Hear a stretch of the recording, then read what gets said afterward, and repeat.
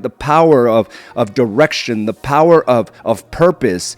It's because I learned to access my true power, which is to accept what came my way as a lesson, as a guide to teach me the things that I do not know right now.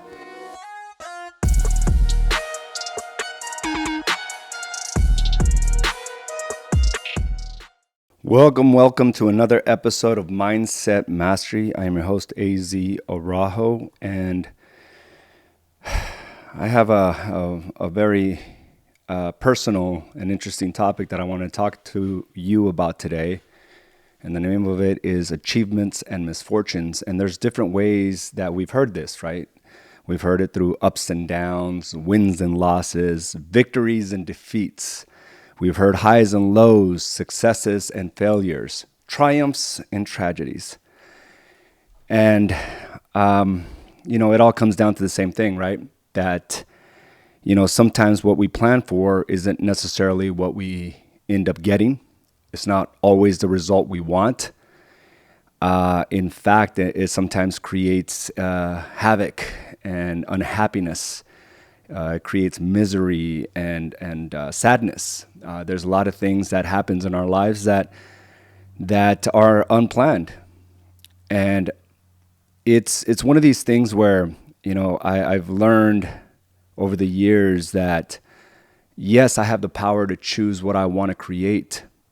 Yes, I do the right things every single day, but there are things outside of me that are going to happen. And that's what I want to talk about today, about, the unplanned tragedies, the unplanned series of events that can occur in our life. And this is almost like a contradiction, right? Not being able to handle the contradiction.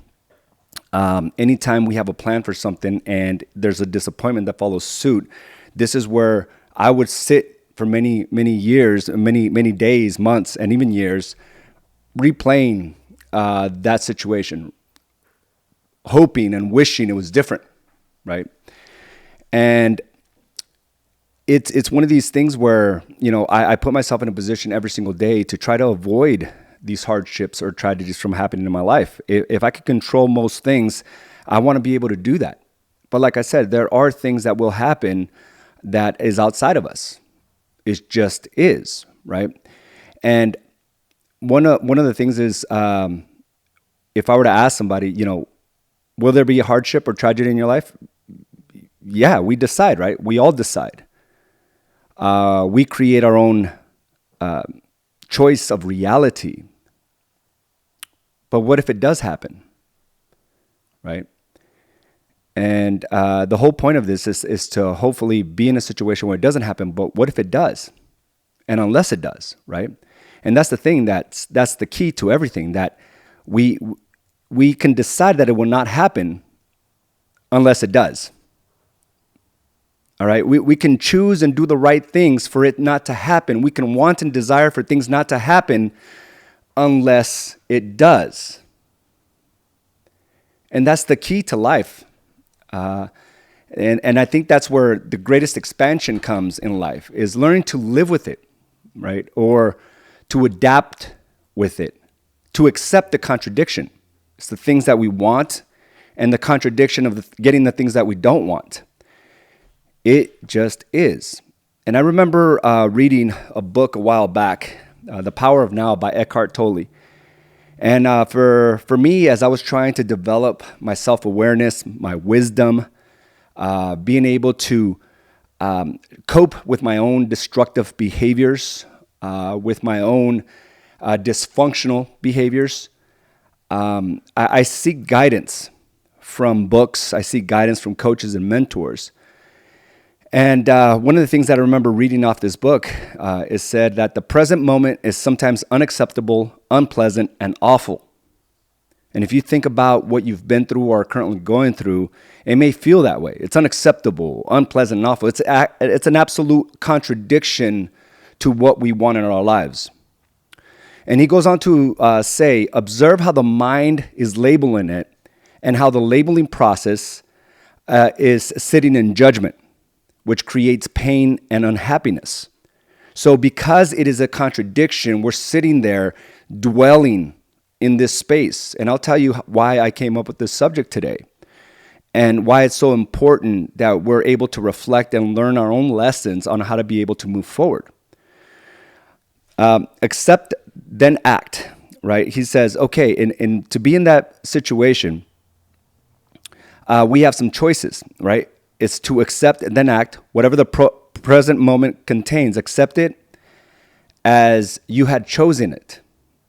Accept it like you had chosen it. And that's difficult, right? When we're in a financial mess and a deal falls through, how can we accept as we have chosen it?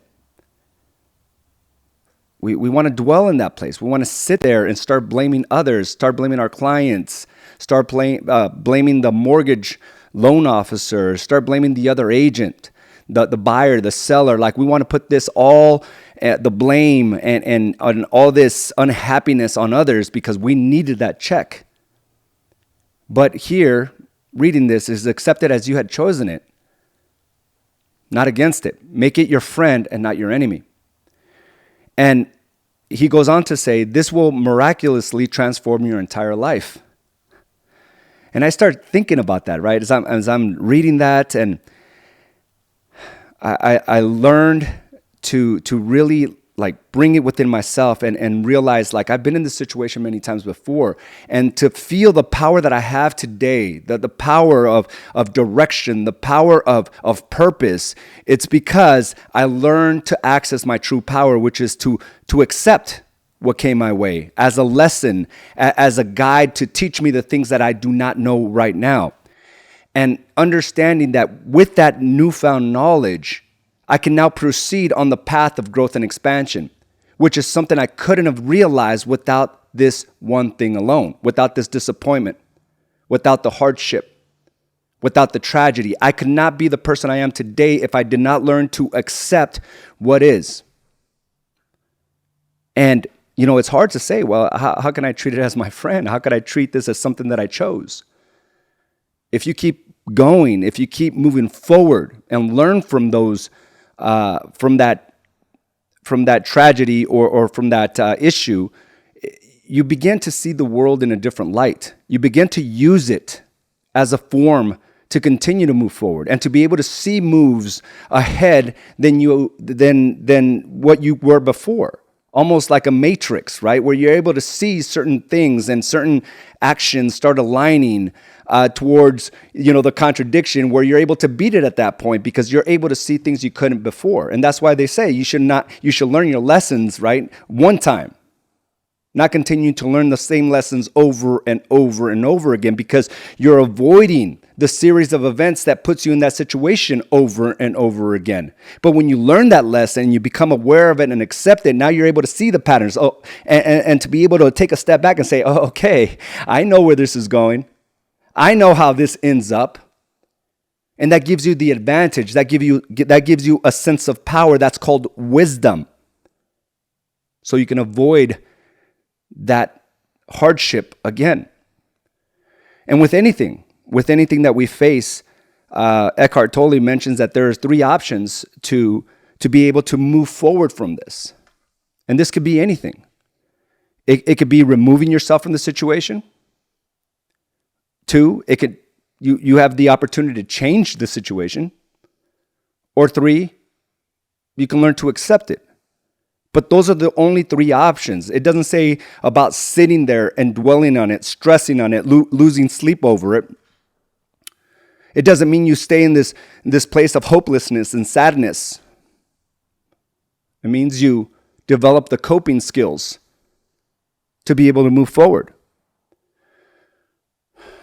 And ultimately, if you want to take responsibility for your life, of where it goes and where you'll ultimately end up, you must choose one of the 3 options. Is to remove yourself from the situation, is to change it or accept it. Otherwise, being unable to deal with the contradiction and being unable to remove yourself from it, accept it, or change it, it's going to tear you apart. That negativity is going to be like an inner conflict that you don't know which way to go. It tears you apart, and you get stressed out of your mind.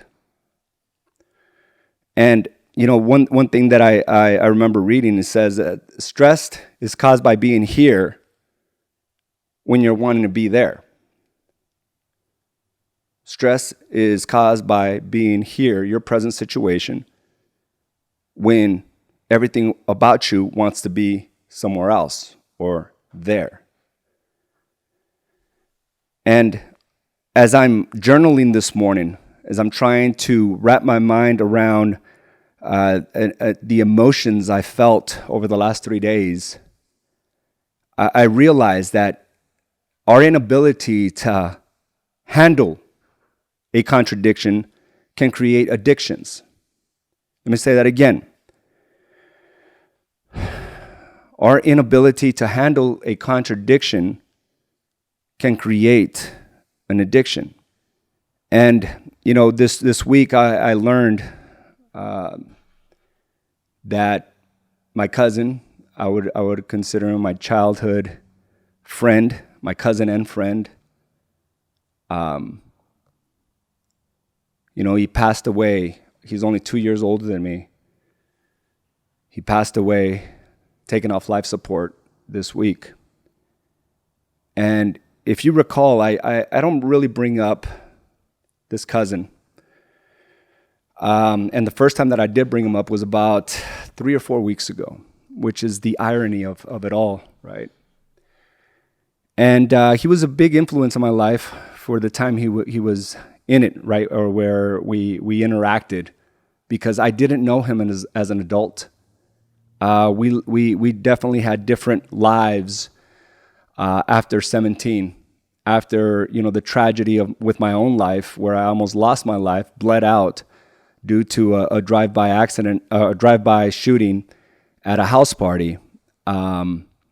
Prior to that, we had lived very different lives, but during a certain time in my life, he became a big influence. He introduced me to things that I just never experienced before, including just some drugs and alcohol, and I'm not trying to say that I was this angel by any means, right? Because after we had our differences, it's not like I automatically started making better decisions. In fact, I think I magnified a lot of those bad behaviors and became reckless with my life.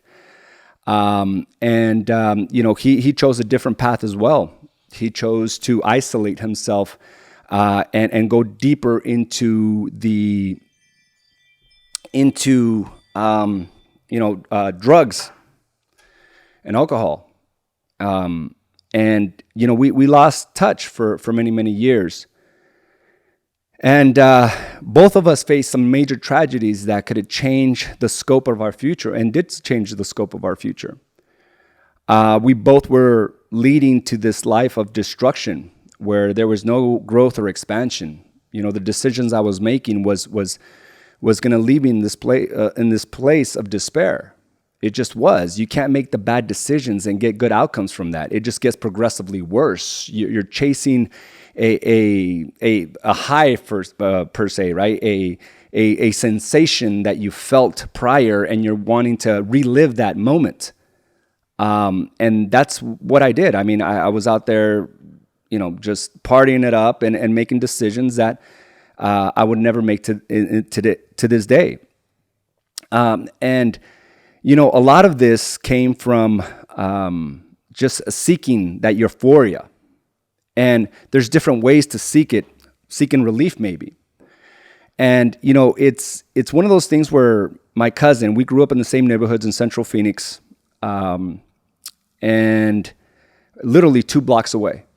And then when we moved to a different location, he moved within like 4 blocks away. So we were always in contact.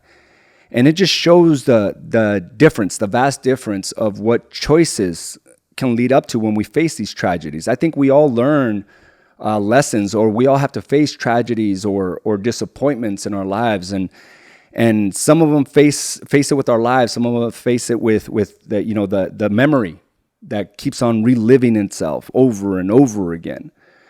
And the reason the contradiction creates an addiction is because if we're not in a situation where we can cope with it, right, or if we don't change our behaviors, of what happened after that tragedy, after that issue or that hardship, then we can stay there, reliving it over and over again. I remember, that tragedy happened to me, and there was a lot of time that I had to think about my behaviors and what I needed to do to move forward from this. I didn't like where I was at. I didn't like the situation I put myself in, and I knew I wanted something greater for myself. And this is the place where we all have to decide. We can dwell on what happened. We can grow angry. We can grow resentful of life. Or we can do something about it and accept full responsibility. During this time frame, somewhere, I don't know if it was within the 12 months, 24 months maybe, he had to face his own hardship as well. He got in this really bad accident, and he almost ended up dying as well. He had a big operation. He cracked his skull. He had scars, all over his head, but things never changed for him. It was the lesson that, he was blessed with, but he did nothing with it. He became a victim to it. And this only magnified his addictions. And, over the years, I haven't been much in touch with him. But I do remember when I did see him, he said that things were going to be different for him moving forward, but the addiction was too overwhelming for him. He kept on replaying certain things that have happened in his life, and he couldn't grow from it because he didn't do what I just read, right? He didn't remove himself from the situation. He was still hanging out with the same people. He didn't try to change the situation, even though he kept on saying it. He never did it. And he didn't learn to accept what occurred to him. So he just stayed there, stuck, reliving the same experiences over and over again with the same people over and over again. And over the years, we took on very different paths. We come from very similar paths. It's almost eerie of how similar we are. He's my first cousin. He's my dad's brother's son, my first cousin. And, driving to the office, and you've probably been in a situation where you see a lot of homeless people on the streets, sometimes very young, sometimes very old, and everything in between, men, women. It's everywhere. It's rampant. And I remember sitting there one time looking at this young kid, and I'm like, how did you end up there? How did you end up in that situation? I wonder what happened, right? I wonder if he ever runs into anyone from his school days, or high school days. I wonder how he feels when that occurs. And what's crazy about this situation is that I completely blocked the idea that this cousin of mine had been homeless and living on the streets for many years now. A complete difference, but yet very in line with the decisions he made over and over again. And I know exactly how you end up in that place. Because if you can't deal with the contradiction, it leads to addiction. And, it hit me pretty hard, even though I haven't ran into him, I haven't seen him in many years. I heard that he was trying to get his life back together, but he relapsed. And ultimately ended up on life support. And the machines were taken off on just yesterday. And even though I don't know him, there's a very fond memory of him when I was younger. And he was a smart kid. I remember when he graduated 8th grade many years ago, he was an honor student. He went into high school, JROTC, just a good kid. But he got involved with the wrong people. And what ends up happening when you're around the wrong people, you start taking their sadness and their behaviors as your own. I don't think he had that big of of a tragic upbringing to end up in this format. But it's the people you ultimately decide to be around with that is contagious. And when you deal with people that are dealing with their own personal issues, you tend to also feel that. And I think that's what happened to him. Because just like if you're around somebody that's driven and motivated, odds are you're going to find qualities within yourself to be driven and motivated. And I think the people he was around with, he decided to go down the life of like gangs, and the people he was hanging around with just were always drinking and doing drugs, and sometimes not even drugs. Like, these dudes that he was with were even inhaling paint. And I think it was a learned behavior due to, just lack of guidance, maybe being stuck in the contradictions of what was not happening in his life. I don't know. And this is all speculating, right? Because you think you know someone until you realize you don't. And I think the sadness came to me, and my daughter witnessed that a bit. I didn't think it was going to hit me that hard. Like I said, I haven't seen him in years, maybe 15 years, maybe 20. But I think there was just I think there was just lack of closure on how our relationship ended. And a sadness of how it did end. And Carla said something last week that I mentioned a couple times already. Being in the wilderness, and I think the wilderness is this world. The wilderness is the problems and issues that come up in life, the tragedies, the events, the contradictions. And it leads to a lot of suffering. And I truly think he was in a lot of suffering.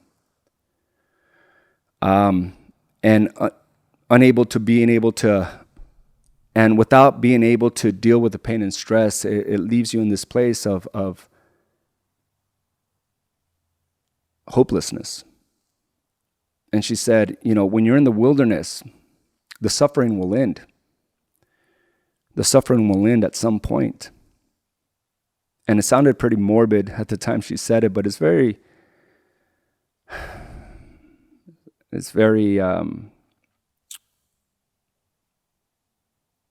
true to this situation, because the suffering will end when you decided to end it, right? By changing it, accepting it, or removing yourself from it, or it will end with your life. And in this case, it did end with his life.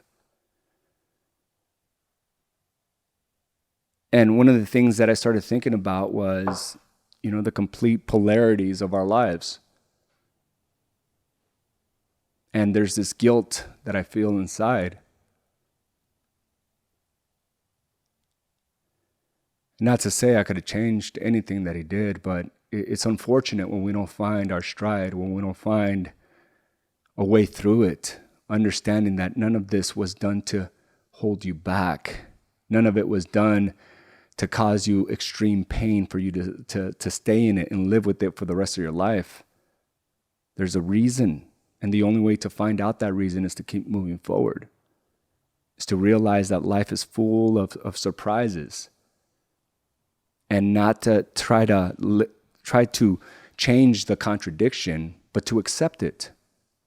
That is the most power anyone can actually feel, is to accept a contradiction, is to move forward from a contradiction, is to do something about that contradiction, but not to just sit there and dwell, because that contradiction leads to addiction, and it leads to a lack of direction, where it leaves you aimless and hopeless with your actions. And I can see how he started going down the slippery slope because it was more of that. More times I would see him during that time, it was more lack of direction. It was just him being stuck in that place, having the same conversations, saying the same things. And this leads to impulsive decisions, right? When you're there, you want an immediate solution. So you make these decisions that are not in alignment with something greater. In fact, you're just doing it on a whim without considering the long-term effects or the consequences that come along with it. And it ultimately puts you in a situation where you ignore the lessons, why it occurred. So the mistakes are repeated over and over again and not learning from them. When he got in this accident, it could have really changed his behavior if he saw it wasn't done to him. That the pain he was facing, the physical pain, the emotional pain that he was facing wasn't done to him, but to benefit him.